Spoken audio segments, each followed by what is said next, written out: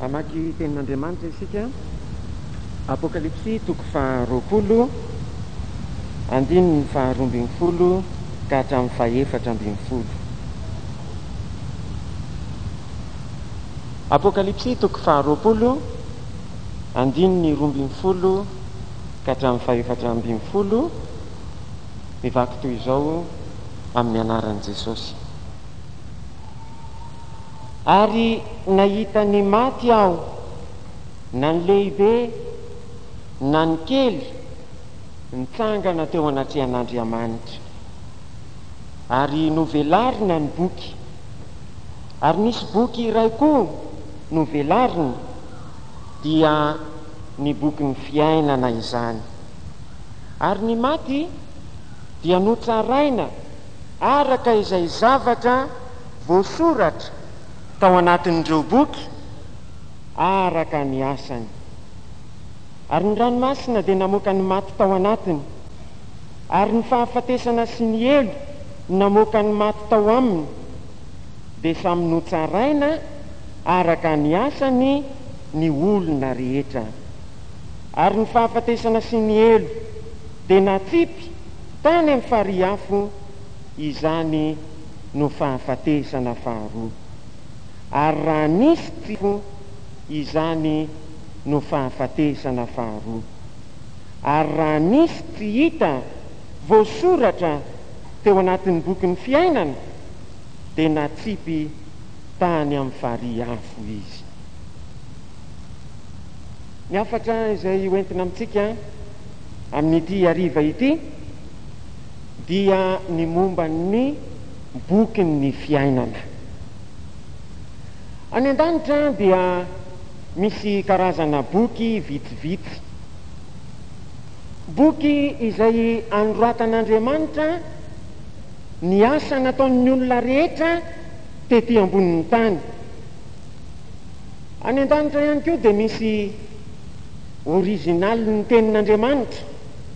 Misy andininy anankiray any amin'ny Salamo 7:20 andininy 7:20 hoe: "Homandrak'izay Andriamanitra no nanorenanao ny teninao any an-danitra."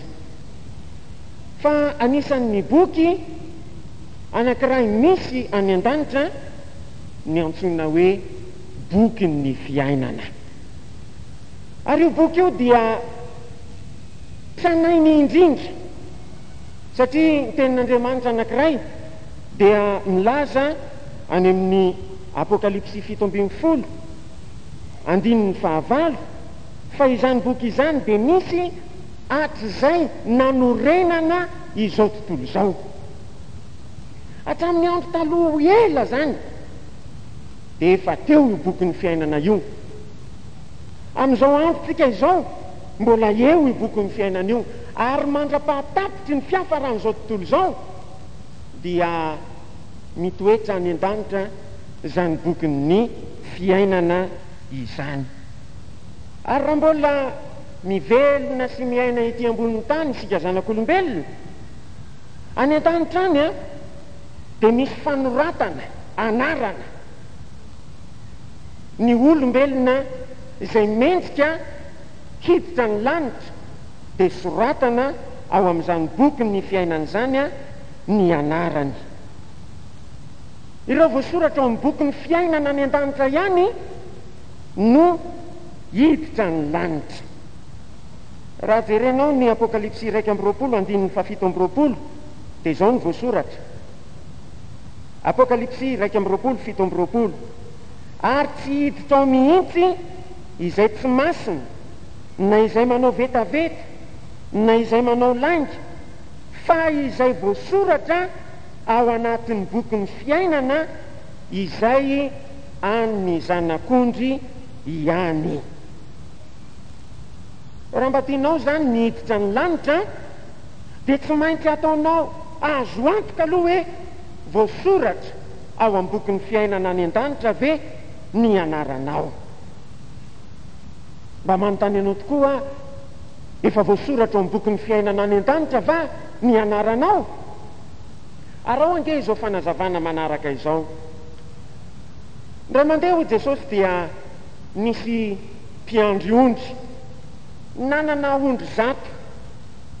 Rehefa nitarika ny ondry ny teny anefitra izy, dia nisy ondry anankiray izay tsy mba nanaraka ny torolalan'ny mpiandry, fa nivily, nisaraka tamin'ireo mpiara-dalana taminy.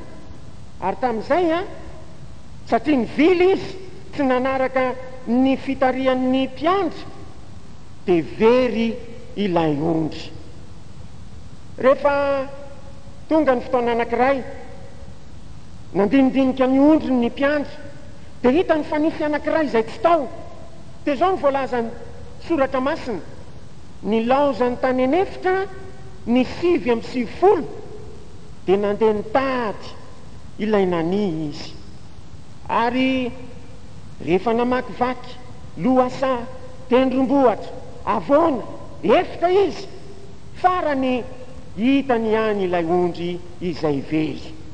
Dia izao voalazan'ny baiboly: nataony teo an-tsorony iny, dia nody izy, ary dia namorony sakaizany, ka nilaza manao hoe: avy ara-mifaly amiko, fa efa hitako ilay ondriko very.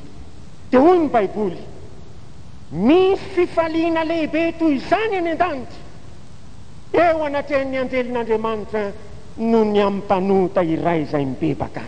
Alleloia!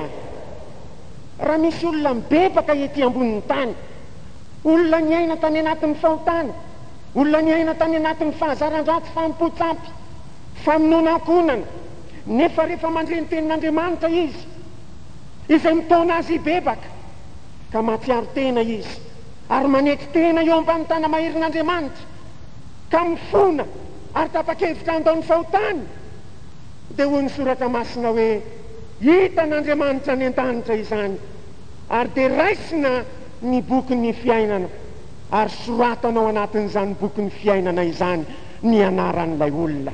Ary izay mampatonga ilay fifaliana lehibe any an-danitra no ny amin'ny mpanota iray izay mibebaka. Alleloia! Hoy koa Jesosy: nisy vehivavy anankiray nanana farantsakely 10. Very ny anankiray, dia nandrehatra jiro izy, ny tsilo eraky ny trano, nakakifafa izy, namafa ny trano, ny karoka, ary farany hitan'ilay farantsakely very. Dia inona ny nataony taorinan'izay ho ianao? Namorony vehivavy sakaizany namany izy, dia nilaza taminy hoe: avy ara-mifaly amiko, fa efa hitako ilay farantsakelyko very. Dia hoy indray koa Jesosy: misy fifaliana lehibe any an-danitra ny amin'ny mpanota iray izay mibebaka. Raha mibebaka ianao anio, raha tena mifona amin'i Jesosy amin'ny fona manontolo mihitsy, sarobidy mihoatra noho ny farantsa ianao, ary dia ho soratana any an-danitra ny anaranao raha mibebaka ka mandray an' Jesosy ho tompo sy mpamonjy ny tenanao manokana ianao. Mba tianao ve no voasoratra any an-danitra ny anaranao? Mibeba amin'ny fonao manontolo raha mandre ny tenin'Andriamanitra ianao, afoizo ny fahotana, ary ataovy izay anananao antoka fa voasoratra any an-danitra ny anaranao. Da mandeha miasa ny mpianatra, nitoro ny tenin'Andriamanitra, namoaka devoly, nanasitrana ny marary, dia niverina teo am-pifaliana teo anatrehan'i Jesosy izy. Falifaly aoko izany izy ireo, ka nilaza tamin'ny Tompo hoe: Tompo, na dia ny fanahy maloto azy, dia manaiky anao, anay, noho ny anaranao. Ahoana ny voalazan'i Jesosy tamin'izy ireo? Aza mifaly satria manaiky anareo ny fanahy, fa mifaly kosa satria voasoratra ny an-danitra ny anaranareo. Ny olona izay mazoto miasa ao an'Andriamanitra rehefa avy mibebaka, rehefa avy nafoy ny fahotana, ka rafitra mijolo vavolombelona, rafitra manao ny asan'Andriamanitra, dia tarizin'Andriamanitra voasoratra ny an-danitra ny anaran'izy ireny. Ao amin'ny soratra masina voalazan'ny Paoly any amin'ny Filipianina 4:4-9, ny amin'ireo mpiara-miasa amin'ny vitsivitsy izay tena lazainy mihitsy fa voasoratra ny an-danitra ny anarany. Filipianina 4:4-5. eny mangataka aminao koa aho ry ilay tena mpiara-miory amiko manampy azo rovavy fa niasa fantatra tamiko teo amin'ny filazantsara izy mba amin'ny Clémenta koa sy ny mpiara-miasa amiko sisy izay voasoratra ao amin'ny bokin'ny fiainana ny anarany. Tsy mba adonon'Andriamanitra mihitsy ny olona izay mibebaka, ny olona nafoiny fahotany ka manomboka mijoro olombelona, manomboka mazoto amin'ny asan'Andriamanitra, fa voasoratra any an-danitra ny anarany. Fa voavonjy venao ary efa manomboka miasa ho an'ny tompo fa ianao efa tena manatanteraka ilay teny manao hoe mandehana mitoriny filazantsara amin'ny olombelona rehetra va ianao. Ataovy izay anananao antoka fa voasoratra any an-danitra ny anaranao. Fa misy anaran'olona izay tsy mba voasoratra any an-danitra dia ny anaran'ny mpanoto. Ny lanitra ne dia karazan'tsika hoe andeha akany amin'ny province na andeha akany ampitan-dranomasina, tsy maintsy misy famandria-toerana amin'izany lalana alehanao zany, tsy maintsy manao réservation dia ny eto ambonin'ny tany ianao. Ary misy olona tsy mba miraika amin'izany hoe fiainana mandrakizay any akoatra izao fiainan'izao zany, tsy mba mihevitra an'izany izy. Misy lehilahy anankiray manan-karena, nanana mpanompo kristianina, ary io lehilahy mpanan-karena io dia tsy mba nihevitra ny fiainana any akoatra mihitsy, fa ny fahafinaretana teto amin'izao fiainana izao ihany no noheveriny. Tonga ny fotoana indray mandeha narariny ary ahafatesany. Fandreny ihany no mandre tamin'ilay mpanompony momba an'izany atao hoe Andriamanitra, momba an'izany atao hoe fiainana mandrakizay, dia mba niheveriny fa rehefa ho faty izy dia ho any an-danitra, ka dia nirehaka izy hoe andeha ho any an-danitra rehefa ho faty. Zao nefa ny nambaran'ilay mpanompony izay kristianina endry. Tsy mba azoko antoka hoy izy fa akany an-danitra ianao, ahoana no ilazanao izany hoy izy? Isaky ny misy dia alehanao na andeha tany lavitra ianao, manomana valizy ianao, manomana ny entanao ianao, manomana ny zavatra rehetra ianao, dia fantatra mihitsy hoe any ananina no alehanao. Fa tamin'ity indray mandeha ty mirehaka fotsiny ianao hoe ho any an-danitra, fa tsy mba hitako izay zavatra nomaninao na dia kely akory azy. Ry hava-malala, ny fakanesana any an-danitra mila fiomanana, ary dia n'izao eto ambonin'ny tany izao no ilaina ananana antoka ny amin'izany hoe hidiranao any an-danitra izany. Zany ange no mampatonga atsika hivavaka e, zany ange no mampatonga atsika amonjy fotoam-bavaka e, zany ange no mampatonga atsika anaraka ny fotom-pampianarana mariny izay toriana eto amin'ny fiangonana Jesosy mamonjy. Tsy ampy atsika ny lahady maraina, tonga aty koa isika ny lahady hariva. Tsy ampy atsika ary zany, tonga aty isika ny andavanandro, satria te hanao réservation any an-danitra isika. Mba efa nanao réservation va ianao? Mamela ilaza aminao fa misy olona izay efa voasoratra tany an-danitra tao amin'ny boky ny fiainana ny anarany indray mandeha, fa zao tatoriana kosa dia nesorina tsy ao amin'ny boky ny fiainana ny anarany. Any an-danitra mantsy araka ny voalaza ny toritenin'ny frère Daouda matetika eto, dia zao misy fanampiana ny anaran'ny olona ao amin'ny boky ny fiainana, ary misy koa famonoana na fanesorana ny anaran'ny olona ao amin'ny boky ny fiainana. Misy andiny soratra masina anankiray manamarina izany. Indray mandeha nanota teo anaty an'Andriamanitra ny zanak'Israely, tezitra mihitsy Andriamanitra ka nilaza tamin'ny sesy hoe miatay ianao izy ho aringako indray mandeha ireo olona ireo fa hanao firenena lehibe aho. Nanomboka mifona teo anaty an'Andriamanitra misesy, Tompo mamela ny heloka ireo olona ireo, fa raha tsy hamela ny heloka ireo olona ireo ianao izy dia sorotsy ho ao amin'ny bokinao any an-danitra ny anarako. Mosesy dia nanana antoka fa tamin'ny andro izay mibebahana voasoratra ny an-danitra ny anarany. Nefa nampalahelo azy reto vahoaka marobe ny ara-dalana taminy. Rehefa tsy hamelany elokireo ianao izy a, esoritsy ao amin'ny bokinao any an-danitra ny anarako. Andriamanitra dia mpitsara marina. Hoy Andriamanitra tamin'ny Mosesy, tsia izay olona nanota tam-piany a, izany no esoriko tsy ho ao amin'ny boky ny fiainana ny anarany.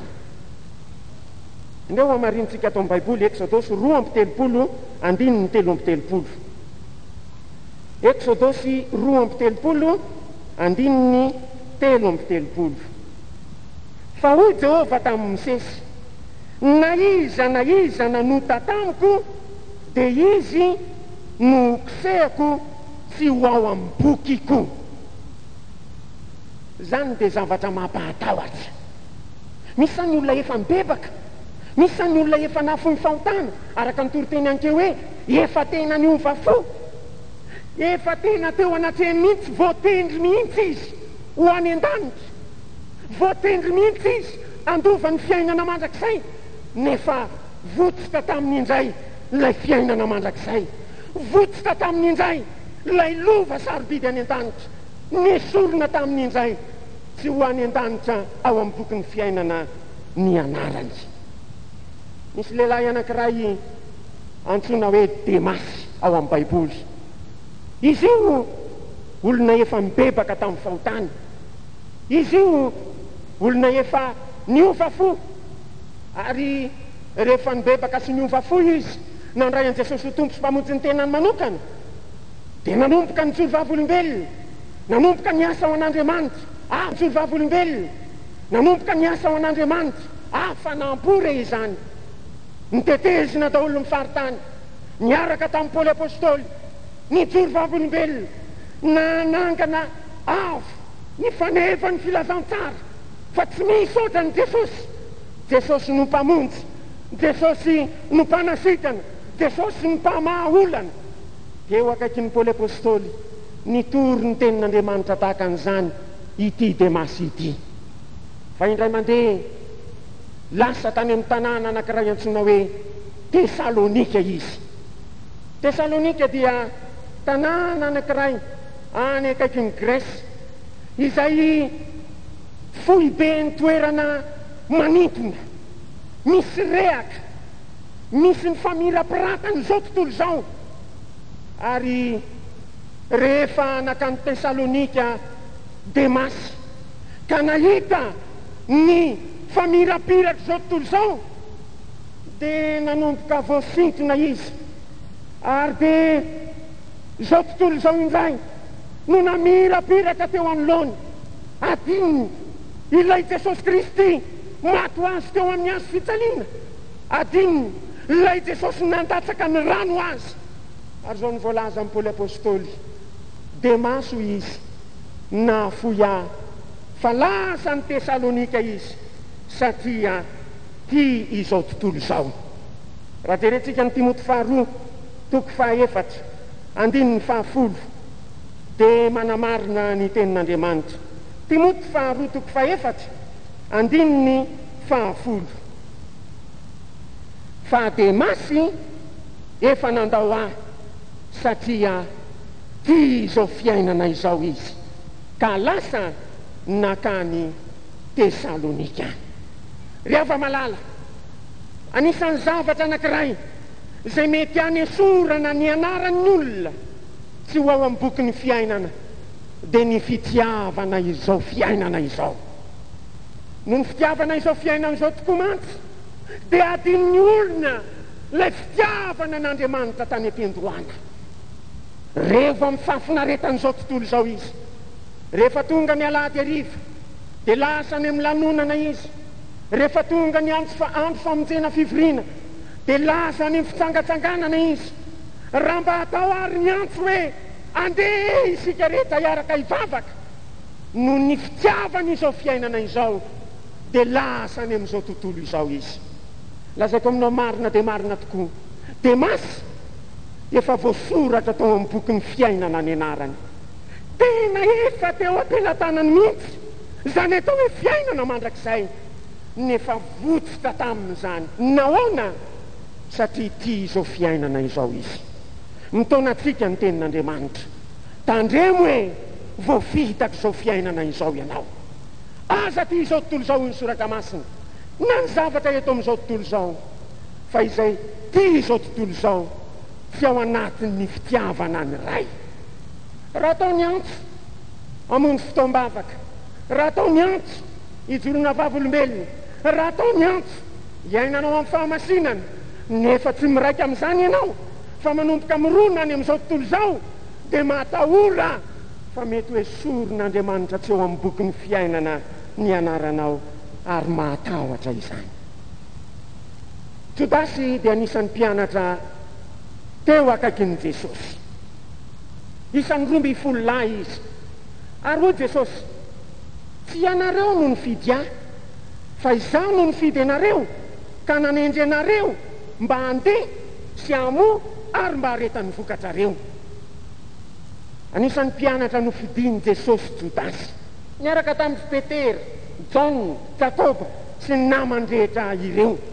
Ary dia tao amin'ny fanompoana izy, finaritra iry nanaraka an' Jesosy tany am-piandohana, falifaly iry ny joro vavolombelona. Ary raha niverina avy niasa ny mpianatra rehetra ka nitory teny namoaka be ny joro vavolombelona, izy 12 lahy ka nilaza izany teo anatrehan'i Jesosy. Dia hoy Jesosy manao hoe, aza mifaly satria manaiky ianareo ny fanahy, fa mifaly satria voasoratra ny an-danitra ny anaranareo. Anisan'ny mba voasoratra tany an-danitra ny anaran'ny Jodasy. Tena isan'ny voatendry izy ho isan'ireo mpianatra mba hanana zany atao hoe fiainana mandrakizay. Fa teo amin'ny fiainan'ity Jodasy ity dia nisy zavatra hafakely. Mpitazona ny kitapom-bola izy, ary hatranetrany rehefa mitazona an'izany kitapom-bola izany izy, betsaka moa ny olona manohana an' Jesosy amin'ny fananana ny vola sy ny arena. Raha mamaky ny baiboly ianao dia hovariana fa misy olona mpanan-karena mihitsy, na dia vehivavy azy, nanohana an' Jesosy tamin'ny fananany. Efa maray an'ireny vola ireny Jodasy ka mametaka azy ao anatin'ny kitapom-bola, dia nitsiry tao anatiny ny fitiavam-bola, nitsiry tao anatiny izany atao hoe fankafizana vola. Raha mandeha nanasan'i Jesosy tao an-trano Lazarosy, Marta, Maria. Lazarosy dia ilay natsanga n' Jesosy tamin'ny maty. Ary rehefa mipetraka nihinana Jesosy dia nitsaitsaika Maria, nitondra tavoara nisy menaka manitra, dia niankohaka teo tongotra Jesosy izy, dia namaoka ny tongotra Jesosy tamin'ny volony, ary taorianan'izany dia nanositra ny tongotra Jesosy tamin'ny menaka manitra. Nahitan'izay Jodasy taitra ambony any. Nahoana izao fandaniam-poana izao izy, tokony namidy denariat 300 iny izao dia homenany mahatrika. Jesosy kosa nefa nilaza taminy manao hoe avelao izy, ny anamboarana alevina ny nanaovany an'izao. Jereo fa ao anatin'ny Jodasy ny fitiavam-bola. Ary zany fitiavam-bola izany, raha mamaky ny tantara ianao, dia nitarika azy tatoriana amatsika amin'i Jesosy tamin'ny sekely 30. Ary vokatr'izany dia nantsony Jesosy izy hoe zanaky ny fahaverezana. Tatoriana na dia nitomany ary izy, na dia nitady amerina ny vola indray ary izy, dia tsy nisy hevitra intsony fa tonga zanaky ny fahaverezana Jesosy, Jodasy. Nanana ny anarany voasoratra atao amin'ny boky ny fiainana izy, fa noho ny atsirambina, noho ny fitiavana vola, noho ny fitiavana arena maloto, dia nesorona atao amin'ny boky ny fiainana ny anarany. Ary mandraky ty ny androany, zanaky ny fahaverezana Jodasy, ny afaranina mono tena, ary ny mpamono tena dia miedina any amin'ny elo, mbola mikaikaiky any amin'ny elo, feno fanenenana hatramin'izao anio izao. Raha mipetraka eo amin'ny dabilio ianao ka mihaino izany tenin'Andriamanitra izany, mitandrema fa mety anesorana ny anaran'ny olona izay voasoratra ao amin'ny boky ny fiainana dia ity atao hoe fitiavam-bola ity. Hoy ny soratra masina, ny fitiavam-bola no fototry ny ratsy rehetra. misy olona efa tenenina sy antsona rehefa mamonjy fivorina ianao ka mpivarotra idio aloha ny tsenanao tongava ty antranon'Andriamanitra ny talata, tongava ty antranon'Andriamanitra ny lakamisy, tongava ty antranon'Andriamanitra lahady maraina sy hariva. Misy olona tsy mba mihevitra izany. Misy olona heveriny fa ny sasatsasany ihany, ny mantra ihany, ny sarababen'olona ihany no afaka hamonjy an'izany fivoriana izany. Fa izaho kosa mbola mitady vola. Inona no amelomako ny ankonako, inona no amelomako ny fianakaviako, inona no itsinjovako ny avy, inona no itsinjovako ny mandraky ny aoriana. Lazaiko aminao, ny fitiavam-bola no fototry ny ratsy rehetra. Tiany Jodasy izany, ny fikirin'ny Jodasy izany, ary na dia voasoratra tao amin'ny bokin'ny fiainana aza ny anarany, dia nesorona tao amin'izany bokin'ny fiainana izany, mahonena ny manjo azy mandraky ty androany isika miaino izao tenin'Andriamanitra izao. Solomona dia lehilahy enjy. Raha mamaky ny baiboly ianao, tsy misy olona nomen'Andriamanitra fahendrena ohatra ny Solomona mpanjaka raha mbola tetỳ ambanin'ny lanitra. Nisehoan'Andriamanitra indroa izy, ary nodidian'Andriamanitra mba anaraka ny fahendrena nanana ny Davida rainy. Dia nizotra tamin'izany lalana izany tokoa izy tany am-piandohana.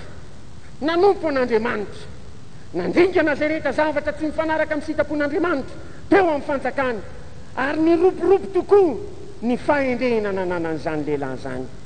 Fa taty aoriana, rehefa niantitra izy, dia nisy zavatra tonga teo amin'ny fiainany. Inona nga zany ho ianao?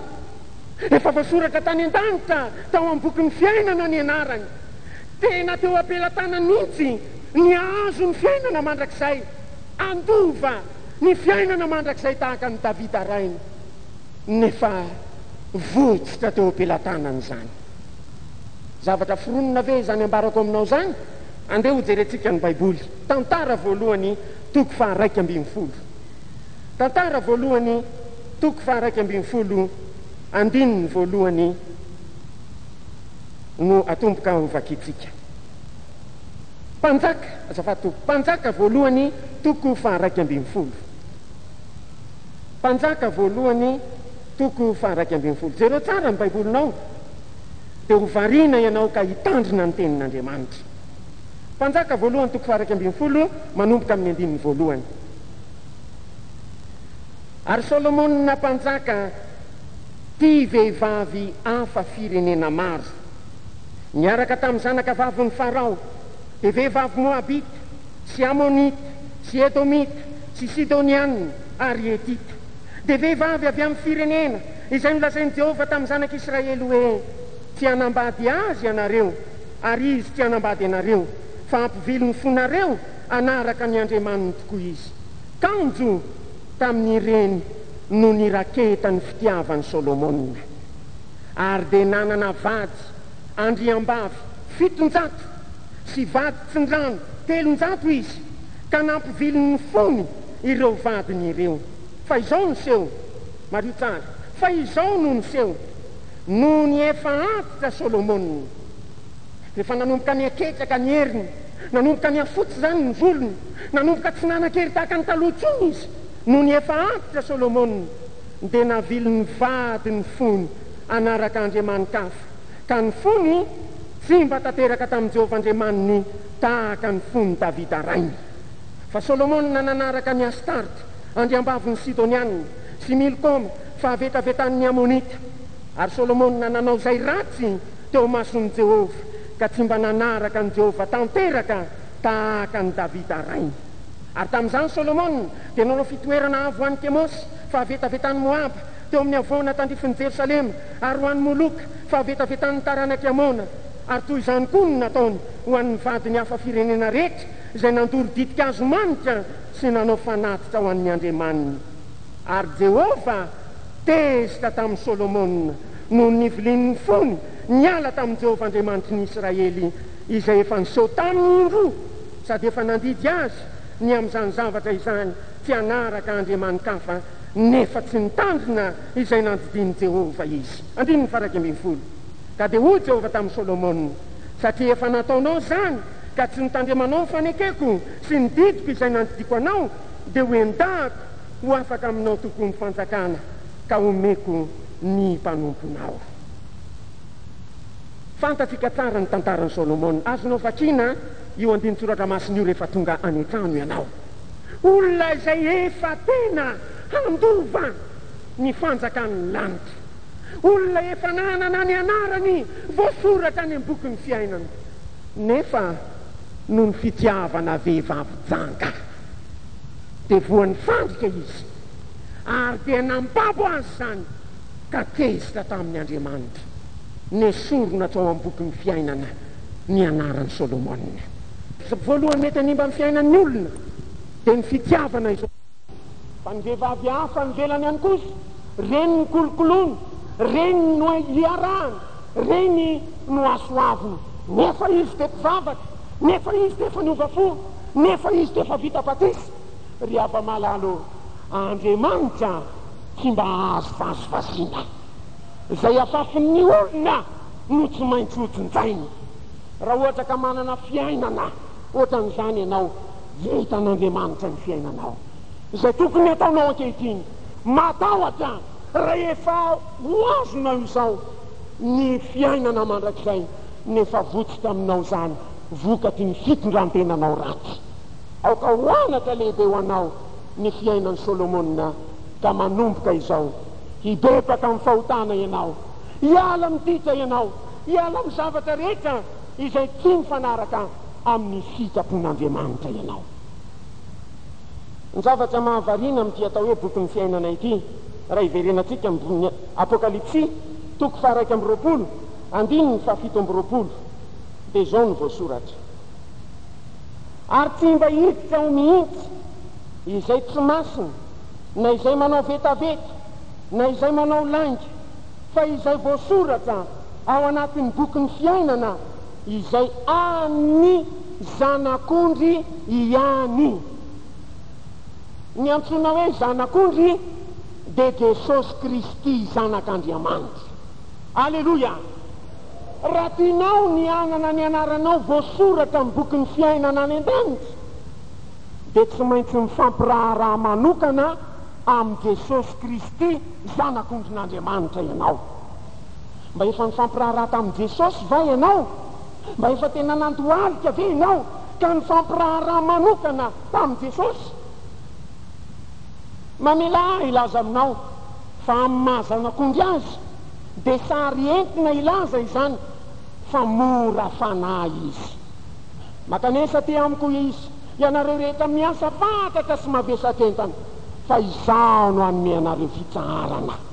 Ento ny sokako ka mianara amiko fa malemy fanahy sady tsy miavina am-po aho, dia ahita fitsarana ho an'ny fanahinareo ianareo. Mba efa nanatona an'i Jesosy va ianao? Na dia mpanota faran'izay meloka aza ianao, manatona an'i Jesosy fa handray anao izy. Izay rehetra manatonao izy, tsy mba misy ho laviko mihitsy. Ianao tsy mety manatona azy fotsiny, fa izy ene ka zanak'ondry mora. Ary amin'ny maha zanak'ondry azy koa dia tsaronao moa fa izy ilay zanak'ondry izay natao fanatitra teo amin'ny hazo fijaliana, izay rehefa nentina omboana tamin'ny hazo fijaliana dia tahaka ny zanak'ondry mona eo anoloan'ny mpanety azy, tsy mba namaly izy, fa raha natona teo amin'ny hazo fijaliana izy, notapohana aloha dia nofatriana ny tanany amatongony, tsy mba nitsipaka izy, tsy mba nanday izy, tsy mba nandosika izy, fa nekeny ny ho faty ho ahy sy ho anao. Fa fantatro moa fa tena nieritreritra ny mombanao mihitsy Jesosy, ianao izay mivelona amin'izao taona 8 ianao izay mivelona amin'izao taona 8 izao, ka raha niantona teo izy dia fantany fa indray andro any ny fiangonana Jesosy mamonjy any Korondrano, isy ny fitorinany momba ny anarako, ary dia isy ino aho ary ho faty eto amin'ny hazo fitaliana ho an'ireny olona ireny. Maty ho ahy Jesosy, maty ho anao Jesosy, mibeba amin'ny fahotanao, manatona ny Jesosy fa vonina andray anao izy. Ary hoe zanak'ondry izay ihan'ny zanak'ondry ihany dia hoy Jaona mpanao batisy, indro ny zanak'ondrin'Andriamanitra izay manaisika ny fahotana izao tontolo izao. Alleloia. Move eto misy mpanota izay tena faran'izay mpanota indrindra. Move eto misy olona izay latsaka ao anatin'ny fiverenan-dalana, latsaka ao anatin'ny fidangatsangana, latsaka ao anatin'ny fahotana, faran'izay ratsy indrindra. Ambarako aminao ny vaovao mahafaly, indro ny zanak'ondrin'Andriamanitra izay manaisika ny fahotana izao tontolo izao. Zanak'ondry afaka manaisika ny fahotanao Jesosy. Ny fahatongavanao no ela. Raha mba mety mantsy ianao ka hifampiraharaha amin'ny Jesosy. Jesosy irery ihany no lalana.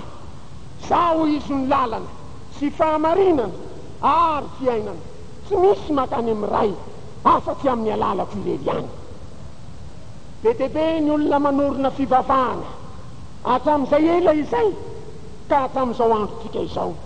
Efa nitsangana tety izany atao hoe Zoroastra, nitsangana tety ambony tany izany atao hoe Bouddha, nitsangana tety izany atao hoe Krishna, nitsangana tety izany atao hoe Mahomet. Zao anefa no voasoratra ao amin'ny Baiboly, boky ny fiainana izay ihan'ny zanak'ondry irery ihany.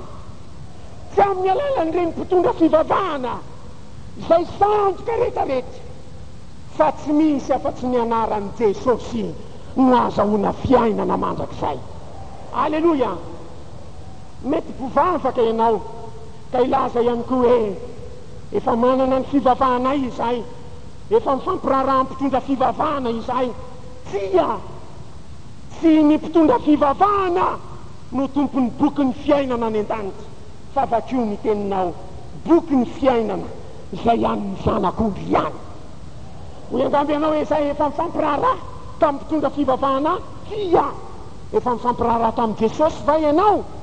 Anio raha mety ianao mifampiraharaha avy amin'i Jesosy. Tena manatona azy manokana mihitsy ianao. Eto eo anatin'ny mihitsy io fahotanao io, eto eo anatin'ny mihitsy io fahalemenao io. Fa raha manatona an'i Jesosy ianao, tsy mba misy ho laviko izy. Tsy amin'ny alalan'ny fitandremanao ny lalàna, misy mantsy dia mandrangaranga ny lalàna sy ny fivavahana judaisma taloha, ka hoe amin'ny alalan'ny fitandremana ny sabata sy ny zavatra maro samihafa toy izany no ananana ny anarana voasoratra any amin'ny boky ny fiainana. Tsy ry havana, mifampiraharaha amin'ny Jesosy tokana ihany. Alleloia. Izy sy nilaza teto hoe boky ny fiainana izay mandrafitra ny olona nitandrina ny lalàna, na ny boky ny fiainana amin'ny mpitondra fivavahana, fa boky ny fiainana amin'ny zanak'ondry. Mitaonanao manatona ny Jesosy ianao. Inona nanjony olona izay tsy voasoratra amin'ny boky ny fiainana ny anarany?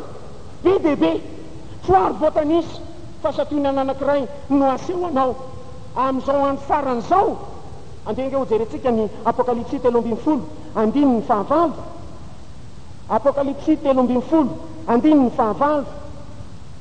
Ary ankohaka eo anoloany ny olona rehetra monina ambonin'ny tany, dia izay tsy manana ny anarany voasoratra eo amin'ny boky ny fiainan'ny zanak'ondry, izay voavono hatramin'ny hanorenana izao tontolo izao. Rehefa isy ny fahoriana lehibe eto ambonin'ity tany ity, ka iseho ny biby ity, ilay lehilahinota, dia nomboka ho torakovitra sy pararehetra ny olona rehetra izay tsy manana ny anarany eo amin'ny boky ny fiainana. Nahoana? Satria ho tapahany biby ity izy, anjakazakany biby ity, ary dia iankohaka eo anoloan'ny biby ity izay rehetra tsy manana ny anarany voasoratra eo amin'ny boky ny fiainana.